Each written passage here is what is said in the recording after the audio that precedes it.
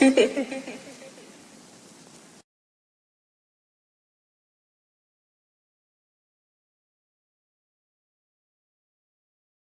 up everybody, it's your boy MarkN, MUFC fan, and you know what it is, guys, it's the Red Devil Pre-Viewz, and you guessed it right, it's the big one, Manchester Derby. It's the time when we host the boys in blue that come across to the place and feel like they're going to give us a talking to.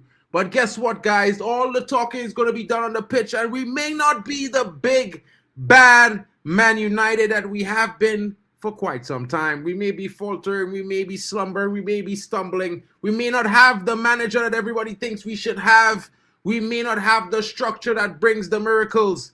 But what I can tell you is tomorrow in the Derby at Old Trafford, we're going to bring you a miracle, folks. We're going to bring you a Man United victory. And we're going to tell you a bit on why we think so. Of course, we will talk about the situation. You know, it's Michael Carrick's first game. Of course, maybe we might even look at his press conference. But first of all, let me bring my Manchester United brethren in the building. You know what I mean? My boy Kyle, he's been here. You've gotten to know him over the last couple of weeks doing the AFCON straight from Kenya. The brother in the building, football overseas. A big welcome to the boy in the chat, folks, because he's a Man United brother just like we are. So, you know, much love and respect. You know what I'm saying?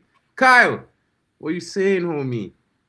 Yeah, big up, man. And I'm excited for the game tomorrow.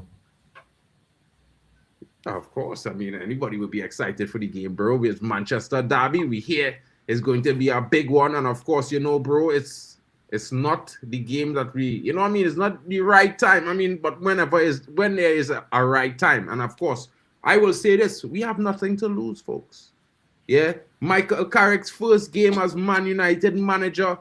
What does Man United have to lose? Nothing. You know, everyone could say what they will, talk about Man United being mid-table. They could talk about Man United struggling. They could talk about Man United looking at a club that just signed a player they wanted to get. But that doesn't say anything, bro. When it comes down to it, it will be done on the pitch.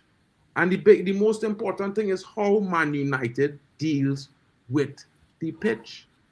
You know what I'm saying? So, guys, come on. Let me just hear a little, before we really dissect everything, I think the most fair thing to do would be to give the fans a little bit of a view and us a word from the new manager as he comes in and has his bit to say before we really dissect things. I think the fans deserve to hear Michael Carrick, because a lot of people criticizing the guy. And to be fair, I don't understand where the criticism coming from, people. But what I will say is this. You know, I don't think Michael Carrick wanted to be here any much that anybody wanted him to be here. And most importantly, I would say this. Maybe, just maybe, he will do a good job. But let's see. Let's hear what his idea is of Manchester United, what he is trying to do. Of course, we know what they told him they want from him. But let's hear what his idea is, guys, before we dissect things. We found you first few days then as a Manchester United head coach, and how does it feel to be sat in that chair today? Very two different roles. Sat in this chair in front of you lot's very different to the role in coaching. Yeah, listen, it's fantastic to be here. It's a great feeling for me to be in this position. You know, I think played different roles for this club and learned to fall in love with the club for so long, and it's a massive part of my life and has been for so long. And so I'm fully aware of the position I'm in, you know, in so many different ways. So as well as that, I'm eager to succeed. You know, we've got a big job to do. It's an important job, and it always is here to win games and to play well and to do it in a certain way. So there's one side of it is nice to be here, but the other side of it is focus, concentration, and a real drive to improve the team and improve results. Hi, Michael. And I will stop it there, and I want to ask Kyle. Yeah, guys, Kyle, from that opening conference or statement that he made, or what do you think? Did that give you any inspiration? What make you feel, you know, that, you know, we a little bit positive? Did it make you feel a little bit positive about tomorrow than it was before hearing him say what he said? Or I just asking, just purely. Oh, yeah. So I did a little bit of digging on his profile. I feel like it's a good appointment. Remember, he was also the interim manager. Was it between Ole and Ten Hag days? Yeah, for like I Yeah, think he it was was like about 2 or 3 games between Oli and Ten Hag. yeah, and we went unbeaten, right? Hmm. Yeah, so I think he has done a good record so far, and he's also a former midfield player, and it will be exciting to see what he does with our midfield, especially over the next 6 months. I feel like our players will learn a lot from a midfield legend like him, and it's exciting to see how he'll fix the midfield because as you cannot fix a midfield if you're not been a midfielder before. True, So he'll true. tell the players back in the days we used to do this and this. So he'll be like a player coach.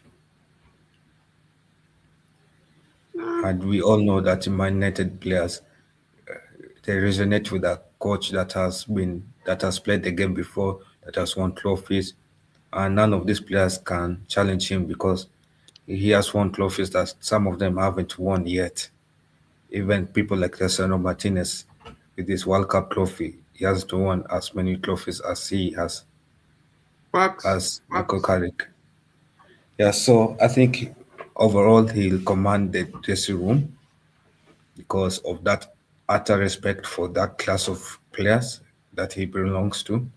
And if there's somebody who deserves to stand in front of the Carrington's Hall of Trophies, it is him. It is a Interesting. perfect picture, and Yeah. it gives Ineos a bit of time, even though we hate to say it, but I don't think anyone can attack Mark Carrick with his respect and the level of respect that people have in the fan base for him. And I don't think the pundits will attack him as well. So he's a perfect shield for Glazers Ineos to stand behind him Yeah, as they continue possibly. to mess up the club. I mean, hopefully we get rid of them soon, bro. But just a few questions, guys, as we go into the second round of the press conference, guys. Would you start with control or intensity? Who do you think will win the midfield battle tomorrow? Which United player must have a 9 out of 10 performance? And of course, guys, get ready to give your core predictions. No fence sitting tonight, folks. This is a No, derby. It can't have it go but both also ways. It has to go one way or the other. Yep. but also Mark, remember last season that his team they almost finished top three with a Yeah, he did. He Middlesbrough. didn't. A I mean, Middlesbrough that has struggled in FL Championship. He took them to almost top three. It shows how good he is. People forget that. yeah, I Middlesbrough is think not a top three club. It's a top 10 club, but he took them to a top three at some point last season. And interesting. he deserves that co- congrats for that because that's a good management skills in the second division. I mean to say, bro, like Michael Carrick is a good. I would say he's a good manager. You know, he's young in his managerial career, and he still have a lot of things to learn and a lot of ways to improve. But at the end of the time, he doing it the hard way. He not looking for favors. You know, he came into this job by forced situations. And of course, he was doing his thing at other clubs, trying to, find his way in the game. He wasn't trying to just jump into the Man United role. So I would give him a little chance to do his thing. We know it's an interim situation, it's temporary. So it's not like if, I mean, how much they could expect. We just look to see what he can do and what he does with this team, this squad that everybody says is rubbish, in my honest opinion. But a lot of people would say. I would disagree with them. I think this squad capable of 6. So now if he could come in and improve them, maybe we sneak top 5. You never know what could happen at this stage. We're not far off. We're not out of it. What does success look like then? Is it Champions League qualification? Is that what success will be? Yeah, I think improvement.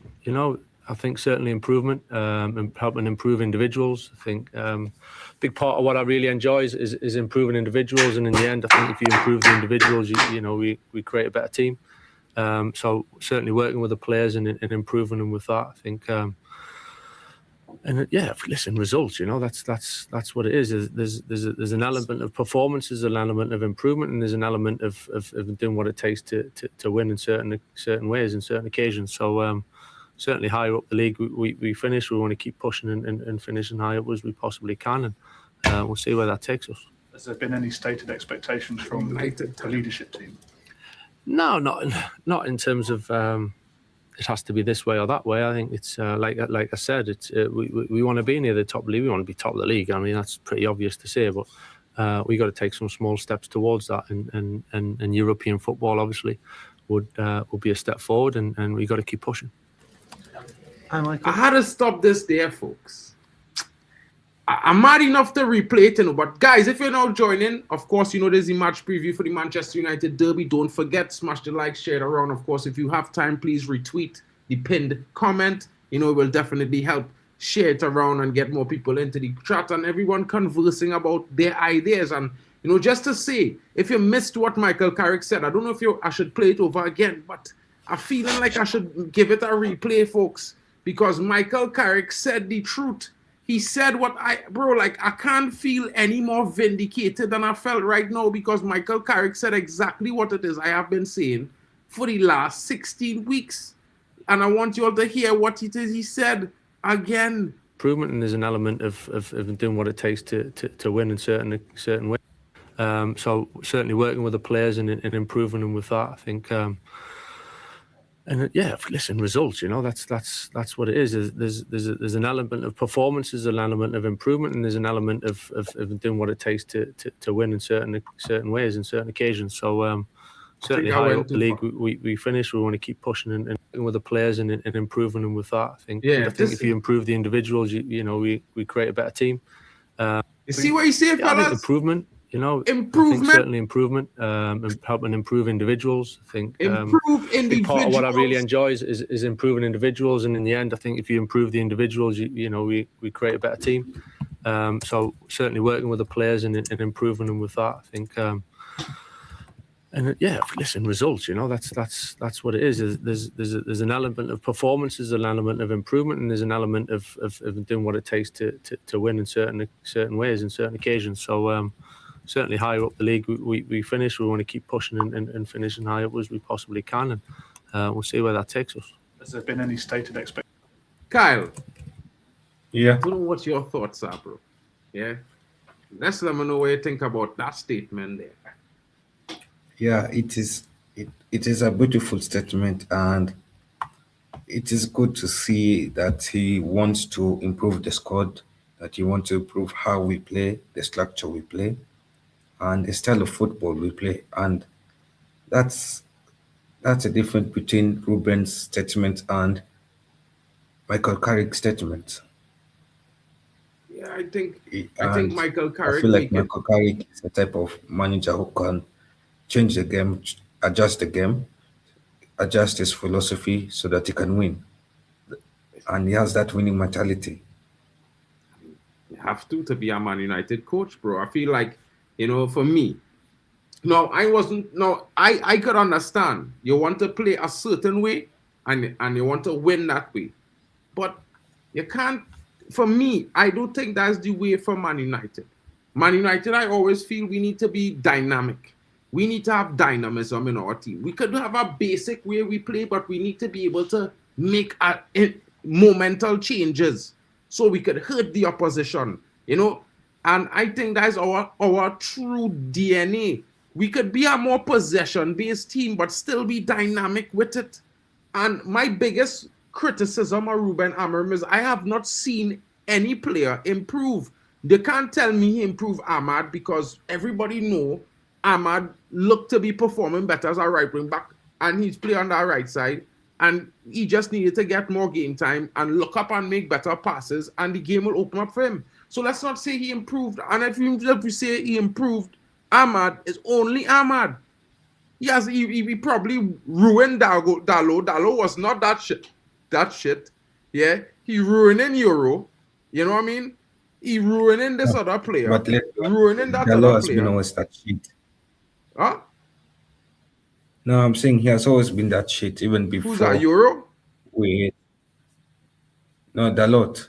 Nah, bro. Dalot in 20, bro. Dalot wasn't that bad, bro. I think Dalot was No. he was a little bit more a 6 out of 10 No. on average than a 4 out of 10 on average, in my honest No, opinion. it does that. He wasn't With pulling up these trees. management systems. It exposes him more. But he I has feel always like been shit. I just feel like he never improved players, bro. And the one thing I will say is, yeah, we need to buy new players, but on the road to buying new players, you need to improve what you have. Because until the window open, you can't buy. And if you don't get, you're just stuck. And as a Man United manager, you can't just be stuck. Anyway, let me just run out through this press conference so we can get into some talks about not in terms of it has to be this way or that way. I think it's like I said, it's we want to be near the top league. We want to be top of the league. I mean, that's pretty obvious to say, but we got to take some small steps towards that. And European football obviously would be a step forward, and we got to keep pushing.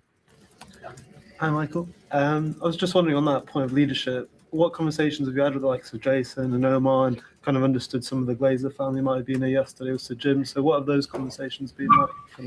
Yeah, I've spoke to Jason an awful lot and working closely with Jason and Omar as well. And over the last few days, we spoke a lot, as you'd imagine. And yeah, the owners, the ownership group were in and around it. It was nice to see them and meet them yesterday and have a small chat with them. You know, they're taking care of business in some ways. We were able to share a few things, so wished us all the very best, and it was good to see them. Michael, I was going to mention to you when Ruben Amorim left, one of the things that he said in his last press conference was mentioning about Gary Neville and the players, and clearly Roy Keane has immediately waded in. I know there's a personal element to that as well, so it's difficult. But in general, how do you feel about knowing that all these famous Manchester United people are going to put more pressure on you, basically? They're not putting more pressure on me. I don't feel that. You know, I think it's just part of it. You know, the role, I understand it. I understand there's plenty of opinions around, and some are positive, some are not so much. But I think in some ways, for me, in terms of you saying about putting pressure, for me, it's totally irrelevant in terms of me and how I go to work and what I focus on. I kind of know already what we want to improve on and how we want to work with the players. And I've already said about improving things, you know, and there's a lot of opinions, a lot can be said. It is the way of the world, you know. I'm not going to pay too much attention to the most of that. I think it's not for me to do that. I think for me and the players and the staff, it's a focus on how we're going to succeed, really, and that's our job, that's our responsibility, that's what our focus and our minds should be at, is doing what we can for this club. But that in particular is quite personal. Honestly, it didn't bother me. Didn't bother me. Okay. Folks, you had it there. You have heard it there from the man himself. And of course, like, you know, I'm not going to put it out there and make it seem like it's grander or greater than it should be, folks. I'm just going to put it out there and let you guys know that, look, the manager has his opinion. The manager, currently interim, of course, you know, Carrick, he has his opinion on how he think he should contribute to Man United as a coach, whether he has an intrinsic feeling or emotion about doing so. I think this is the energy you should be having from any manager, no matter if they come to the club from the past, from a former player, or if they come to the club as a new person that now joining the Manchester United family. You have to come with that sort of energy that, despite the shortcomings, you're going to try to get the very best out of what you have until better could be done. And I think that was always the road we have to take. This is the energy you have to have. When you just say what you have is shit, that's an excuse to fail? Not in life, folks. I don't think anyone could say because they don't have the perfect situation is a reason why they are not striving for success. I think that's the reason why they gave up trying to be successful more than striving for success. Because if you look at things closely, guys, yeah, this is a game where you want to find out who stand up for the badge, yeah? Who going to lift the team? Will it be Bruno? Will it be Sesko? Will it be Menu? who go and carry that spark? Or will it be Ahmad returning from, disappointment in the AFCON and seeing his team struggling without him and saying to himself, bro, we need to take this next level? Will it be Mbumo, who had a terrible run in the AFCON, but, no, he have to come and pick himself up because, listen, he's Mbumo. And not only that, he need to prove to himself that he wasn't just, he was just having a bad day when he was in AFCON, to be fair, folks. But don't forget, we have the edge at home, the home crowd, and probably we will counter and use set pieces. We have to use these things to our advantage. We're playing against these citizens, folks. Yeah, this is not like playing against Chelsea. It's not like playing against the Arsenal. Of course, they are rivals, but this is about pride. It's red versus blue, folks. And it's about high time we slap these bitches up again and let them know what time it is. Because, yeah, we might be down, but we never out. It's Manchester United. And if you look at the legends behind me, they never say die. This team had a never say die. But, of course, we're going to have a difficult run. And what the manager is saying, that we are going to try to get the best of what we have, I think that gives us a little bit of hope, confidence. We know the manager is going to play a back four. It's going to be interesting how he deploys that situation on the team. Let's hear what Kyle thinks about the back four, who he thinks is going to start and why. And of course, guys in the chat, get in. Let us know what your thoughts on the back four, because of course we will be taking that into account. And guys, don't forget to smash a like on the Football Overseas. He's also streaming there. So if you could look around and see where else you see our faces, the handsome boy there, he's always having the Niger girls screaming his name. Big up, whole of AFCON, he's been out, but you know what time it is. As he said, hated, adored, but never ignored. Yeah. Yes. So my thoughts on this game, it's going to be a good game. What I want to see is passion. What I want to see is our midfield play with structure. And I want to see good passing. I want to see our midfield at least having a presence. When the opposition has the ball, let our midfield break down those passes. Let our midfield make sure that Man City's midfield does not pass to the wingers. Let our midfield make sure that they are being more aggressive. And they have accurate passing. They have good defending. And let's see an element of Michael Carrick midfield in there. We know who Michael Carrick is known for as a player. And we want to see, can our midfield resemble some of his traits as a player? Even though he's going to be coaching them for the past 3 days ahead of this game, let's see what they have learned from him in those training sessions. Let's see those link ups from midfield to wings. Let's see those long crosses. Let's see those direct passing to the midfield. And let's see the midfield being, for the first time, the edging for this team. That would be interesting. I think the midfield, depending on if you play a 2 or if you play a 3, it might just work if you have, a Casemiro, a Menu, and a Ugarte in that 3. I don't know, but I think we should go strong in the midfield more, more to ruffle, because in the last 30, 40 minutes, let me say 30 minutes, they could bring on the likes of a Mason Mount, they could bring on, you could even bring on a Ugarte and go forward and be more adventurous against tired legs. Against Man City, you had the likes of Cunha that could come off the bench and come into attack. Because I would like to see the likes of Mbumo starting on the left. I would like to see Sesko up front. I would love to see Ahmad start on the right. And let's put Bruno back in the 10 where he belongs. I think that starting lineup brings goals. Sesko has been informed the last 2 games, 3 goals. I think nothing changes. I think you give him service, he scores goals. And to be fair, guys, I think with Ahmad, we're going to see similar situation as when Sesko scored against, when he scored against Liverpool. It's going to be Ahmad from the wing, straight beeline to Sesko in a square, and it's back of the net, and we will be in business. Of course, they have the likes of Haaland, they have Cherki, they have Semenyo. It's going to be a difficult test for Man United. But again, we are home, the home fans. We need to be focused. And of course, a lot of people would say all sorts of things, but are underestimated United, but dangerous. The pressure is on Man City because it's pride on the line, for the Reds. Pride on the line in front of the home fans. What will these brothers do for a former legend of the club who's won trophies in front of the same crowd? What will they do? I'm hoping they're going to bring a big reaction tomorrow.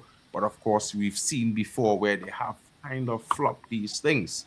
So, I mean, Kyle was there very, very astutely stating he wants to see some form of resemblance of Michael Carrick's vision on the midfield and impact. You know, Michael Carrick as a player who has a lot of control in his game. He knew when to go forward, when not to go forward. He knew when to play the pass, when to turn the ball around the corner. Will we see these sorts of decisions? I won't be shocked if we see a more controlled Man United midfield. Of course, there is the people who think that Bruno will be back to spamming, but if he's in the 10, he's not in the midfield. You know, I would even suggest maybe playing Cunha as a 8 might be the call-in for this brother because, you know, playing in the 10, he can't control this Man United team. He doesn't have the passing range to unlock everyone in front of him. You know, he's more of a player that's very good at driving with the ball. But driving with the ball when the entire game moves faster than the football, when it's not at your feet because there's such a thing called passing, you know, you need to get in behind. And folks, like the reason why I say you need to get in behind, this is Man United football. We get in behind and slaughter. You know, not all the time. Sometimes we'll play our way through and score. And sometimes we'll smash it from outside and have a banger. But yeah, sometimes we have to play behind. Get in behind, folks. What's so wrong in that shit? I don't understand. Why can't we play dynamic possession-based football where we utilize the ball, create lots of chances, try to score goals, take shots from outside, take shots from inside, take shots wherever we get open chances? Because realistically, folks, you know, a higher ratio of shots means the keeper works a lot, and obviously he will concede eventually. And I think that, you know, while it's good to pass side to side, it slows the game down. It gives the defense a lot of time to settle themselves into position and observe what you're trying to do. So sometimes I think you have to be push and pull. You have to have a crescendo to the game. You have to up the rhythm, slow it down at times, and then speed it back up again. And I think this is what United have to do. And I have a strange feeling we're going to see a game from Man United tomorrow where they will speed the game up early, slow it down, and speed it up again. And I think that's where we're going to hit Man City some daggers from the crypt where they're not expecting the most, because they will want to start a game at their pace and grow into the game. But if we can start like we usually start against Man City with a lot of big chances very early, we usually have the first 2 big chances of the game every time we play Man City, even when we lose. The biggest problem is we haven't been able to take those chances consistently. So, Kyle, I will ask you this, and I will ask this to the chat as well. What do you guys think about Man United chances if we were to get a big chance early? Will Man United take it? Which player would you like to see that chance fall on, and why? Okay, so I think for me, the chances I see United creating that game will be from counterattacks. We all know from past games, United has been good in having fast counterattacks that City cannot handle. And I think up to now, City's fullbacks cannot handle our pacey wingers. We put a pacey winger like Ahmad on the ball, and Ahmad runs from the defense to the attack. City cannot beat him. City knows that their fullbacks cannot beat him because, let's be honest, their left back is mostly a CM that is versatile enough to play left back, and their right back is probably like somebody who plays like a DM nowadays.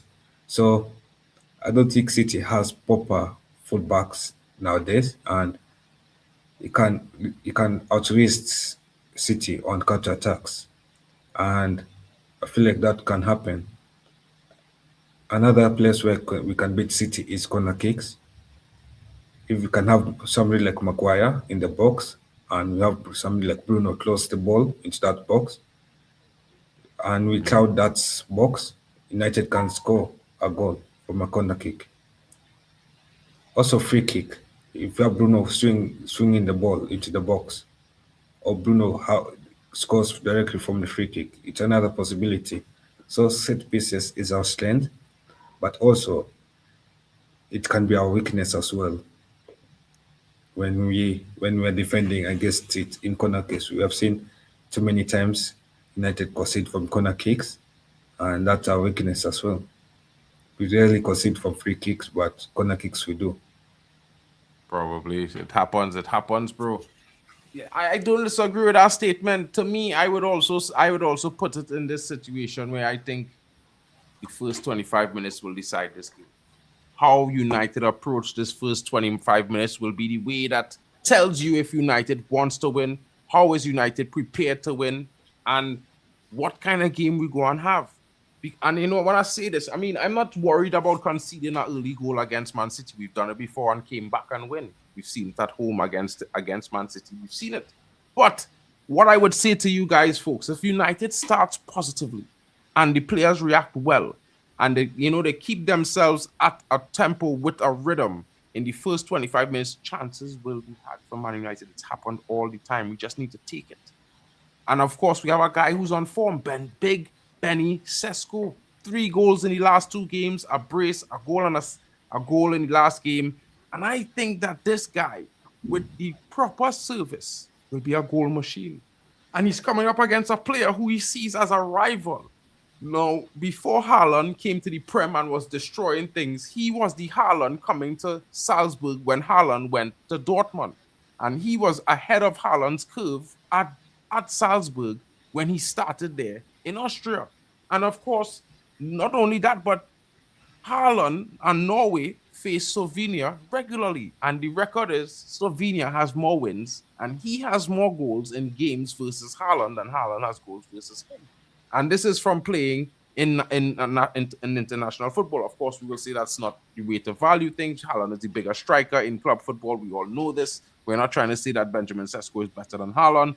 But what I'm saying to you folks right now is that Benjamin Sesko is a talent. A lot of people wondered if he was good at all. But we've seen if you give him service, he scores goals. We've seen that in the last 2 games back to back. What makes it even more interesting is that this game coming up tomorrow is a game where he sees a rival in Haaland. He will be extra motivated. He sees a rival in Man City, the blue that comes against the red of Man United. And guys, looking at these things, you have to understand he is going to come to play. He has Bruno behind him now, who's constantly creating for him. He has Ahmad coming back, who was creating for him before. And he has Mbeumo on the left. He doesn't have to worry about calling for the ball from Cunha. And Cunha keep driving and then lose it.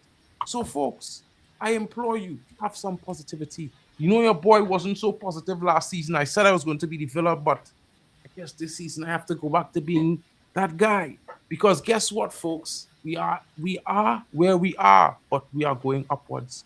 And I promise you, a lot of people might feel like this is a step backwards. But it's not only because there are so many people out here that can't wait to use your tears, your frustration, and your stress against you all, folks. And for the same purpose as getting clicks and views. And like I tell you guys, we are club and football supporters. We don't support just a manager, we support Man United. And if you're not winning for Man United consistently, then why should we support you as a manager? Ten Hag has the 3rd highest win ratio of all managers, and we got him out of here quicker than that. And he's won trophies in back-to-back seasons. So, while Amorim was saying he was going to do nice things, he wasn't actually doing amazing things. He's not putting up any trees now. So, guys, yes, we know the board has failed. But a manager can come in and show that he's capable without they giving him a golden spoon. I think it's only right that a manager who comes to Man United is capable of taking players that we have now, improving them, and then adding to that and improving Man United consistently from both sources. You can't just only hope to sign players to improve, and that is a flaw. That is one of the biggest problems in the ideology of football right now. If you don't have a checkbook, you can't win. I think that's laziness, folks. But I would say this to you guys. What are your score predictions? Drop them in the chat, because Manchester United is going to be taking on Manchester City tomorrow live, and you can come to the watch along right here. Maybe my boy Kyle will join me for the watch along. Who knows? But we know that we're going to go for a big win at home. It's going to be red versus blue. And of course, folks, let's hope and let's be there so that we get the 3 points, because 3 points means 5th, if not 4th. I think to you folks that, if we get 3 points here, the momentum takes us into Arsenal smoothly and we can slap up Tony and the Gunners. And maybe we had 6 points. We're not doing too bad. You know what I'm saying? Arsenal dropping 3 points, City dropping 3 points. We're helping the world be a better place. That's what Man United does. We save the day. You know what I mean? They talk about us being out of all comps. We said we're focusing on the league. We're only doing what Arsenal did for the last 3 seasons in a row, folks. Why be ashamed of that? These guys literally got knocked out every competition before Man United last 3 years in a row and never been to a semi-final, never been to a final. They were always focusing on the league with the deepest squad, the best defenders in the league, but they ain't winning shit and they ain't seeing armpits, folks. So where's the reality at with these guys? Why are you so mad? We already said we were going to focus on the league. Our manager, who we sacked, said this shit. He said, winning a cup doesn't make a difference. We need to win the Premier League. But then he quit. So he left us in the lurch. But guess what? Carrick got called. He said, listen, I'm going to try to improve the players, improve the squad, improve the way we play. But you can't do that without improving some of the players who are showing issues. If you don't try to improve them, nothing is ever going to improve. Because even when you bring and buy new players, if they have a flaw that needs improving, you're never going to improve that as well. What makes you think you're going to start if you never wanted to in the first place? Kyle, what is your score prediction for the game? Get it in the chat. Everyone, let me know your score predictions. I'm going to give you mine. You might have heard it in the stream before, but you hear it again, because I'm positive right now and I'm expecting a win, and I'm saying this with my chest. Big up to everyone. Yeah, so I feel like every time we play against City and we are underdogs, we always get a win, and we should be able to get a win. I feel like Michael Carrick will on City, and City right now, let's be honest, except from the last recent 2 games, City has not been performing well in the league. We have all seen City go to Brighton. We have all seen City go to Sunderland. And we all see City hasn't gotten a win in the last 5, hasn't gotten a win in the league. In the last 5 games, they have drawn 3 times. And against Chelsea, they bottled a win against Chelsea. A Chelsea side that had a caretaker manager, and City was dominated that game. What did City do? They got too confident, and Chelsea sneaked a point from them. So I don't think there's anything to be afraid of City. City is that kind of team that can have a lot of good quality, but they get too confident. They start playing underestimating the opponent, and that's how we can beat City. And I feel like with Michael Carrick as manager, he'll really help some players like Kobe Menu. Kobe Menu will become more aggressive under Michael Carrick. He'll learn a thing or two. And I feel like Kobe Menu is like a photocopy of Michael Carrick incoming. And Michael Carrick will take him under the wings to mentor him for those 6 months. Bro, that would be something if he could turn Kobe Menu into a version of himself, a 2026 version of Michael Carrick. Brother, with Kobe Menu in intricate ability, I think it will be interesting. Very, very a great accomplishment. And I mean, bro, we have lots of young talent, and this is my biggest thing with Amarim. If you have 2 players for every position in defense, in midfield, but you're lacking in attack, bring a youngster as a backup. Do not play our defensive player as a winger. Why would you do that? Because then this player doesn't have a clue about playing attacking football. He plays defense for a living.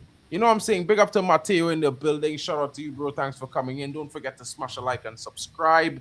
You know what I'm saying? And to be fair, bro, this is one of the things where I'll always be pissed off about Ruben Amorim. He used to play players out of position and complain he don't have anyone else. But look at Shea Lacey. He had a shot in the FA Cup. He did get sent off, but he's showing physicality, he's showing the willingness to get on the ball, showing the willingness to come and play against players and, showing the willingness to go on the offensive, try to take on these men and them. And I say to myself, where was this kid? And I'm not saying that because I expect him to save us. But if you lacking an attacking player and you have this youngster who's willing to go on the attack, then you have to put him there. And if he fails, so be it. Because after your trial and error, he will find his line and length. This is how it works as a young player developing into the senior game. And we were never challenging for the league, so I don't understand what's the problem if he doesn't rip up trees in his first 2 games. You know what I'm saying, guys? And to be fair, I think it's radical that we was allowing Dorgu to play in that position and not say anything, because we've seen him last season. He's terrible. He can't cross the ball. He doesn't know when to pass. He can barely get past a player. Of course, he scored that wonder goal, but come on, guys. Sometimes a broken clock is be right twice a day. Oh, geez. This guy might have one big player in a month or in a year. Come on, folks. Yeah, I'm not trying to say he might not develop into a top player, but he can't play 90 minutes over 30 games, 90 minutes, and you still trying to tell me that, why don't we play Lacey? I am at the verge of saying, let's recall Harry Amas. And if Michael Carrick is watching, I promise you, Michael Carrick, you start Harry Amas, he will give you a better performance than Dorgu ever has consistently for 65 to 70 minutes. I promise you, because he can cross the ball. He's very good on the ball. He has pace. He can dribble. He can beat his man. We've seen this. He's played 5 games last season, and Amarim had to send him on loan because people would have been asking, wait, doesn't he have better stats than Dorgu? Doesn't he actually look like he's doing more than Dorgu? They would have had to bench Dorgu for Harry Amas. Because if you go back, if you are a stats guy, then you would love this point, because Harry Amas exceeds Dorgu on all metrics. In 3 games that Dorgu had 10 before he got a minute. So I'm just saying to you all, you might be upset. Some people might be hurt. At the end of the day, all I want is United to win, people. I just want United to win. It don't even have to have my favorite player in the team. As long as we win, I'll be happy. I don't know about you. So I'm predicting a 4-1 because I think Man United is going to shock Man City tonight. Everyone is expecting a weak-minded Man United, a lackluster performance. No one is expecting anyone to step up, but I think this is where we prove them wrong. I think this is where players finally get the drift. You know what I'm saying? And maybe, just maybe, we do win 4-1. I will be shamelessly supporting a 1-0 same way. You know what I'm saying, folks? I don't know what Kyle's opinion is or what Kyle thinks as the scoreline would be, what he's going to give you guys that now, guys, in the chat. Before you drop your score prediction, please, someone explain to Daquan. You know, Crystal Palace would never have been able to get 5 million if Mark Guay didn't decide to be nice to them. Mark Guay had a deal with Barcelona on a free in the summer. He allowed Crystal Palace to get 20 million pounds because he's probably earning 450k a week after taxes at Man City per week. And there was not literally no other club in the world that's going to pay him 450k a week. So guys, it's very interesting. But what I can tell you is they might have sensational players and new signings, but Man City still has that fear of the big bad red Man United. And Man United has to do their job. Of course, we can't fear City no time. We don't have the best of the best, but we have players that could certainly get themselves into a situation. That was in January. Don't try to make it seem like, you know, he said no to them. He had a year left on his contract. They was trying to get him since last year, January. It trickled into the summer. And this is his last season. He goes on a free at the end of the season. You cannot ask a player, you cannot sell a player in January who's at the end of his contract. If he decides to let you sell him, you can only sell him for the price he dictates. And it was dictated that they will accept 20 million so that he could earn 400k a week. Because otherwise he would have gone to Barcelona and they would have gotten 0, broski. So, I mean, it's cool, but yeah, you know what I mean? Yeah, I'm getting what you mean. You know what I mean? So like, and the only reason is because Mark Guay promised maybe Glasner wanted a player. Mark Guay say, well, how much the player costs? They say, well, okay, we go and pay X for the player. Okay, I'll sponsor that and I'll leave. Boom. You know what I mean? But I feel like, you know, a lot of people making it seem like Man City did great business. They didn't do great business because you not go and accept your club playing 450K a week to a defender. You not going, Liverpool fans not accepting that. You know what I mean? Arsenal fans not going to accept that. Man United fans, lots of them won't accept that either. So with the exorbitant salaries and deal and agent fees that they pay to get this player to sign for them, it was obvious that Crystal Palace was always going to get whatever fee they did. And the lucky Man City was generous because Man City could have offered 10 million and they would have had to take it. Because guess what? He was walking on a free. There was nothing they could do about him walking on a free, day one. So when it is a player looking to walk on a free, it's never really amazing business. You know what I'm saying? It's usually difficult business and expensive business, bro. The fact that Crystal Palace got 20 million, you had to thank Mark Guay for that, bro, because he remembered them in his heart. And I'll be honest and say that, guys. You know, Glasner also threatened in the summer to leave if they sell his best players. This was facts. So it's good to know this, guys. And to be fair, what I would say to you guys, take some moments, take your time, drop the comments in the chat.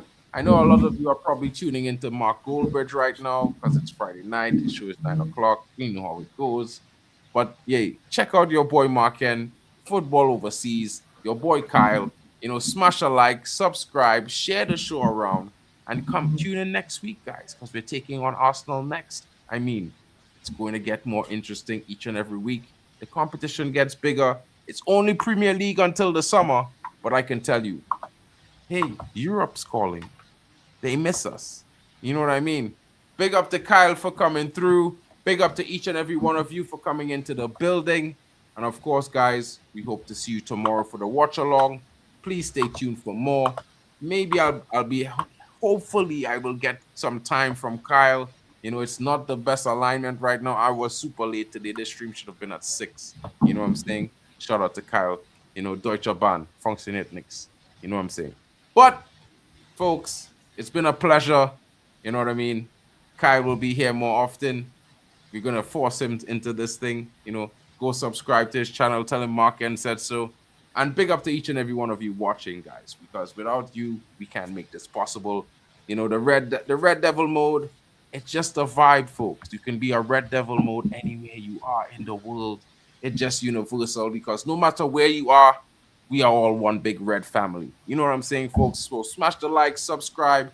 If you missed it, check out the beginning. We listened to Darren Fletcher's amazing comments in some instances. And yeah, in some instances, he did sound like a young coach. But main thing is he's coming here to get to do the best he can.